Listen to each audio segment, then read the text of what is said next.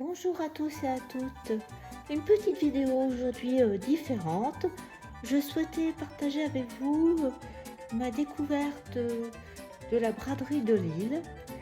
Ces magnifiques portfolios avec à l'intérieur des planches, des photos de dentelles anciennes. Donc vous pouvez voir que ces folios mesurent plus de 50 cm avec une largeur de 36. Donc je suis tombée dessus ces planches à la braderie de Lille et je les ai trouvées magnifiques. Alors voilà ma découverte. Elles sont composées d'une vingtaine, 25-26 planches, des photos de dentelles anciennes. Alors je n'ai pas découvert l'année exacte d'édition de ces modèles, mais je pense que compte tenu du titre Paris Librairie des Arts Décoratifs et le nom d'éditeur, que ça date du début du XXe siècle, entre 1900 et 1905.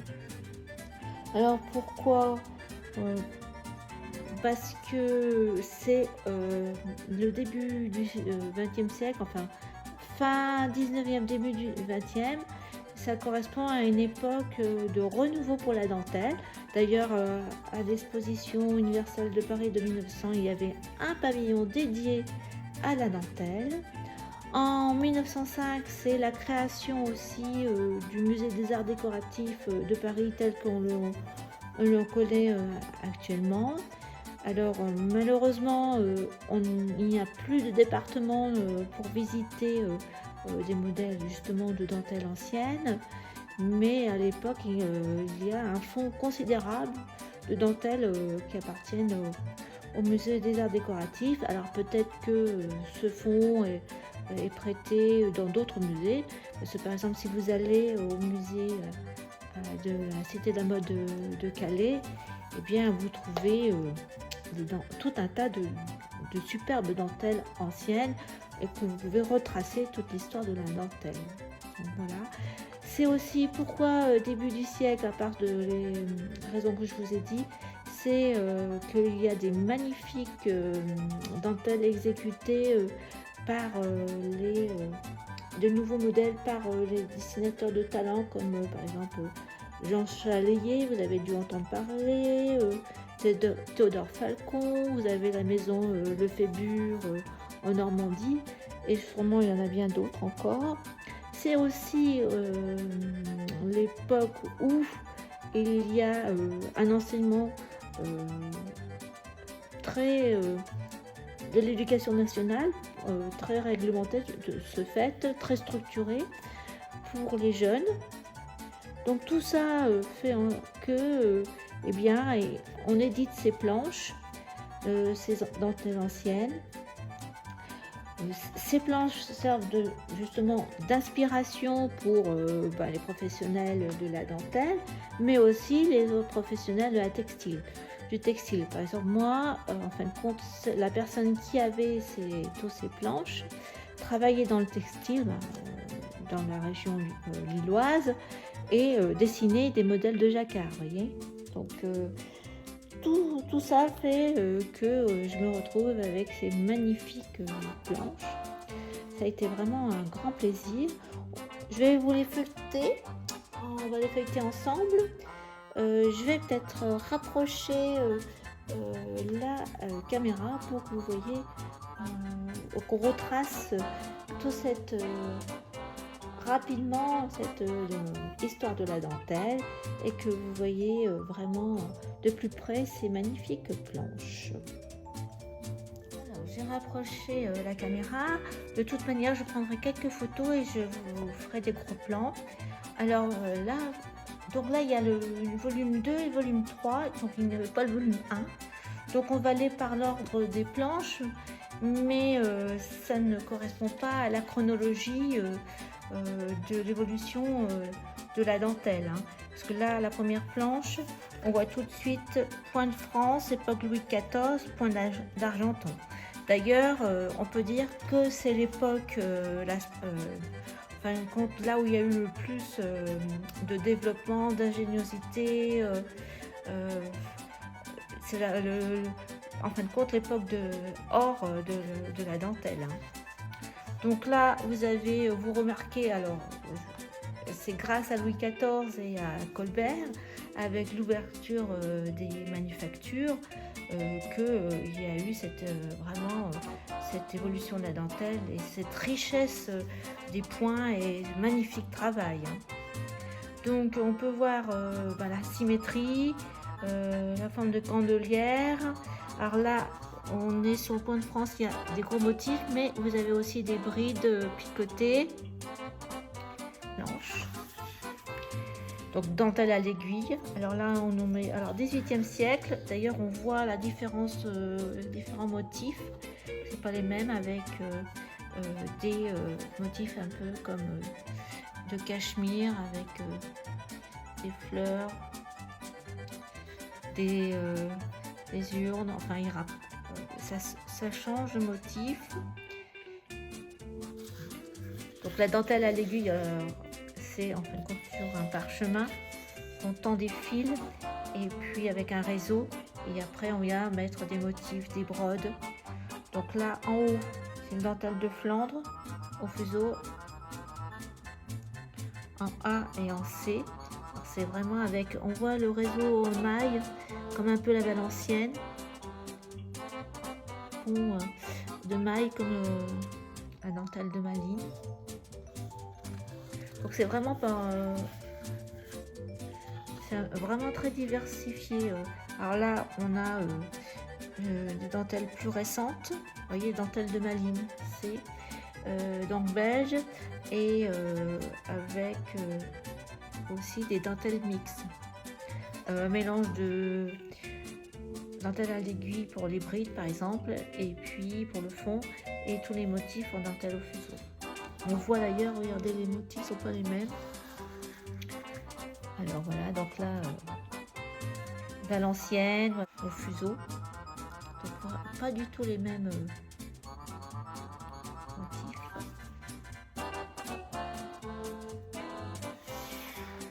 Donc avec un contour, et on n'a que du mat. Alors là, un autre motif, grande planche. Volant, point d'Angleterre à réseau, vous voyez. Donc là, on est sur une période plus récente également. Donc le point d'Alençon, c'est là, avec toutes les petites fleurettes. Ah, voilà, c'est le 18e siècle. Ça n'a plus rien à voir avec l'époque Louis XIV. Hein. Là, on veut quelque chose d'aérien, de léger. Alors là, on est à nouveau avec la dentelle à l'aiguille. Donc, on a point de Venise. Alors, mais là, c'est on voit, il y a ce qu'on appelle la brode avec des motifs avec il y a des mèches pour faire du volume. Là, on les voit là. Donc, c'est la dentelle à l'aiguille. Et là, le point d'argenton et argenté là, c'est les petites fleurs là qu'on voit. Donc tous ces motifs sont spécifiques de chaque manufacture. En fin de compte, chaque centre a essayé de développer ses propres techniques et qu'on puisse les reconnaître. C'est diversifié. Argenton aussi. Vous voyez ce que je vous disais, les petits motifs là. Des fleurs.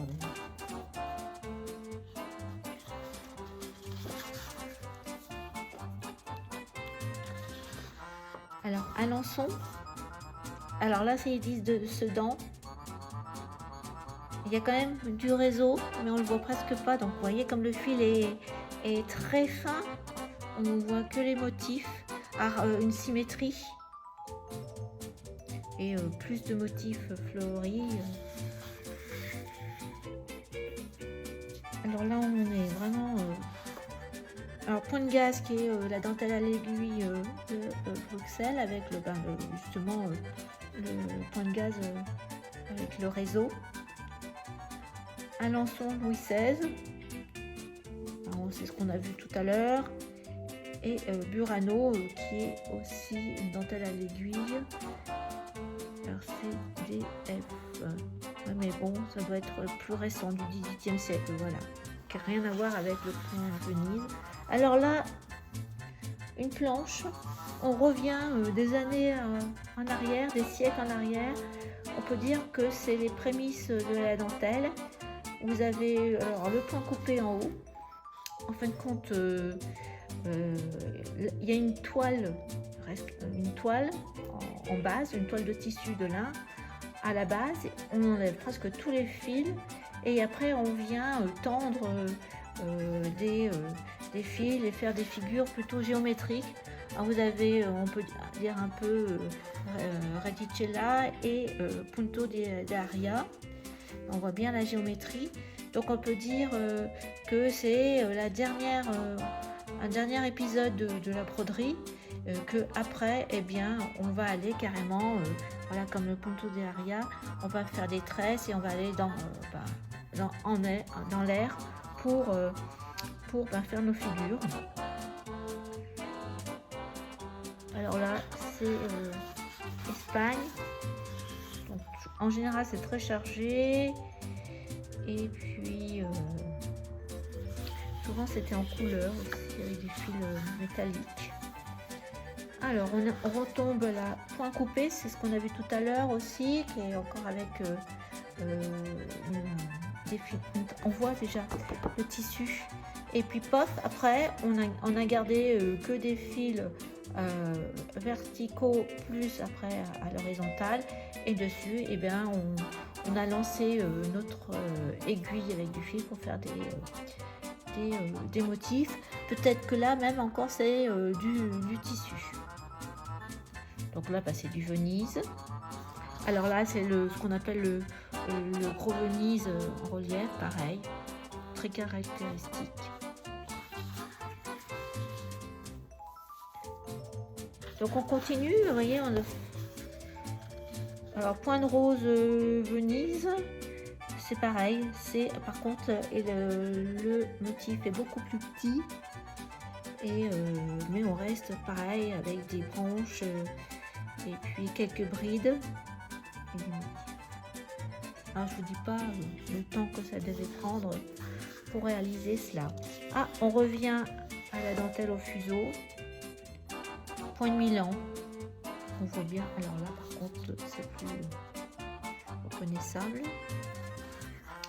On arrive, là il y a un peu de mixte. En bas on trouve de la chantilly avec le fond chantilly là, le fond change justement en soie noir. En haut c'est apparemment du tulle avec rebrodé. Alors sûrement, on ne sait pas si c'est du tulle fait à la main ou mécanique, parce que il y a eu après le filet, le tulle, plus toutes les dentelles mécaniques avec la reproduction, notamment la chantilly, la reproduction de ces modèles à la main. D'ailleurs, ces planches servaient sûrement de modèle pour les fabricants de dentelles mécaniques. Donc là, c'est broderie sur tulle, donc pas technique. Alors, dentelle, application de Bruxelles, dentelle au fuseau. Alors, c'est un mélange, ce que je disais, c'est une dentelle mixte. On reconnaît bien les fleurs, il y a beaucoup de roses. Il y a des arbres sûrement royaux de Belgique. La broderie sur tulle. Alors là, on est sur du crochet en haut.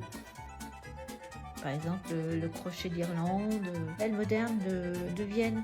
Il y a eu une superbe école Art Nouveau à Vienne, de la dentelle, qui a relancé.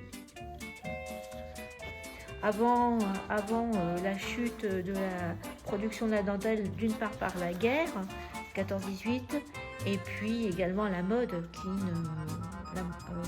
l'art nouveau et l'art déco, les femmes ne sont plus habillées pareil, on peut voir Chanel, Poiret, etc.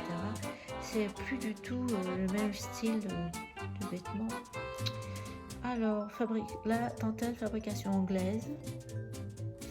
En sorte de... les points d'esprit, puis les cordes avec des petits points d'esprit carrés là.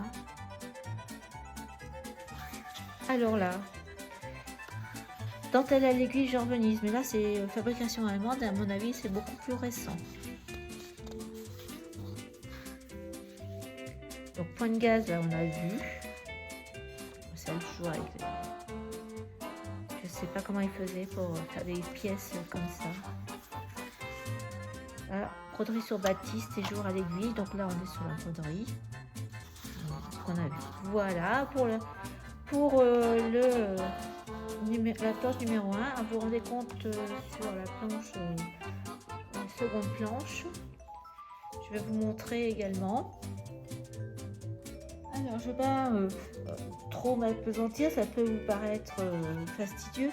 Vous voyez, collection du musée des arts décoratifs. Alors, je ne vous ai pas dit à chaque fois d'où ça provenait, mais souvent musée décoratif, musée des tissus de Lyon, qui est fermé actuellement, des collections particulières. Voilà, donc on peut s'imaginer que ces dentelles sont... par exemple, celui-ci qui est magnifique. Voilà. Alors là, c'est collection Jubilale de Saint-Albin. Donc là, ça date. Cette dame est morte en 1918. Bon, c'est la famille. Hein, et on voit souvent aux ventes aux enchères des objets de cette famille. Parce qu'apparemment, c'était des grands collectionneurs. Et au fur et à mesure, ils ne collectionnaient pas que des dentelles. Hein. Mais regardez ça, c'est magnifique. Avec des petits personnages, toujours cette symétrie. Hein, voilà, la couronne, je pense que ils disent fin du XVIIe siècle, ça fait un peu régence, oui, compte tenu du costume, avec les brides, le réseau, et tous ces motifs qui sont brodés à l'aiguille, avec le pourtour. Bon, impossible de s'en inspirer, hein, je pense pas, mais bon.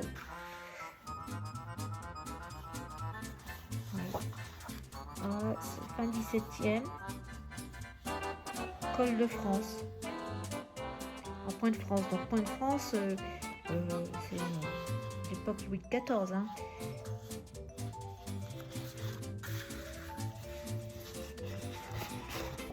Pareil, Point de France. Mais ça regroupe aussi Alençon, Argentan, Sedan, toutes ces manufactures qui ont été ouvertes, Le Quesnoy, Reims, par Colbert. Hein.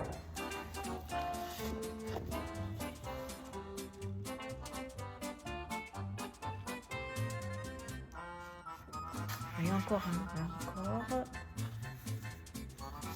Alors là, collection de Monsieur Léon Leray. Alors là, les motifs sont beaucoup plus petits. Il y a toujours sa symétrie. Et on voit beaucoup plus le réseau de brides picotées. Toujours le bord avec le crâne de cheval. Alors là, on est sur autre chose. À nouveau une toile brodée. Alors là, par contre, c'est ce que je vous ai raconté. Il y a quand même une trame de tissu. On les voit bien. Et puis, on enlève tout et on... Alors là, c'est Punto de Aria. Venise plat, travail à l'aiguille. Qu'est-ce que je sais pas. La broderie espagnole. Alors voilà, il y a... quatre figures d'une grande nappe qui font partie de la collection du musée des arts décoratifs. Et là, alors là, on n'est pas sur la dentelle. On a du filet, du fil coupé et broderie sur toile, ce que je vous ai expliqué.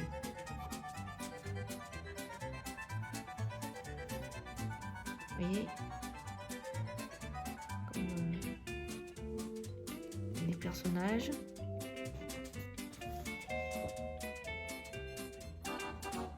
Et tout ça, regardez, on dirait qu'il y a un éléphant là sur le côté.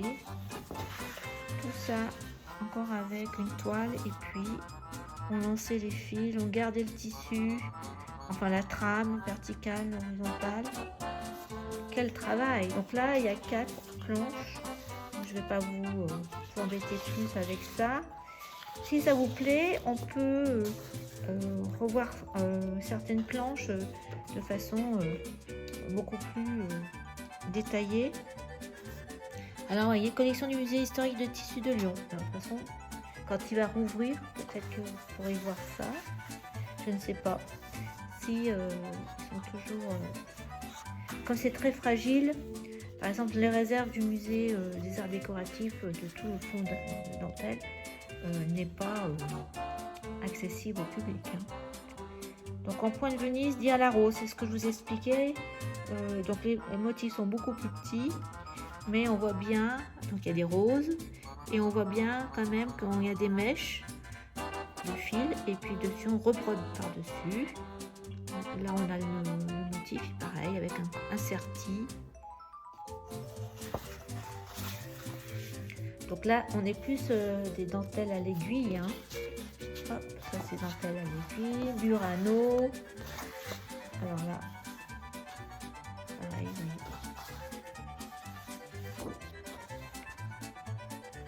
Donc, dentelle de Flandre, au fuseau, après de picoter, au milieu dans les arbres de la famille princière Lobkowski de Bohême, 18e. Mais les brides, par contre, les motifs sont au fuseau, mais les brides, elles sont pas à picoter, c'est à l'aiguille. Dentelle flamande, point de gaz à l'aiguille. Le point de gaz, le réseau est un peu différent, il est plus... on tourne autour du fil. Donc ça va plus vite que le réseau en bride picotée où il y a une sorte de... à chaque fois un point qui est fait pour fermer.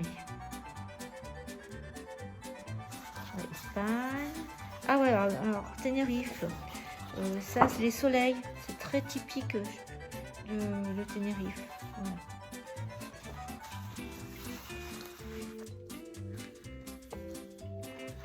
Alors là, ah ouais. Donc l'exécution moderne de la maison Jésus-Rome. Alors là, si vous allez à Venise, il faut aller voir ce magasin qui existe toujours, qui vend tout ce qui est article de trousseau. Des choses magnifiques. Et donc 4 bandes de dentelle à l'aiguille en point de rose et une bande au fuseau en point de Milan. Donc le point de Milan, il doit être là. Et là, c'est à l'aiguille. Voilà. Bah écoutez, on a fait rapide. C'est ce que je pense pour moi, mais j'espère que ce que je vous ai montré vous a plu et que tout ce que je vous ai raconté vous intéressera. Et quand vous irez dans les musées ou vont voir parfois vente aux enchères nouveau. Voilà. Et bien écoutez, je vous dis à bientôt et nous allons reprendre notre série de modèles de dentelle beaucoup plus récents. Au revoir.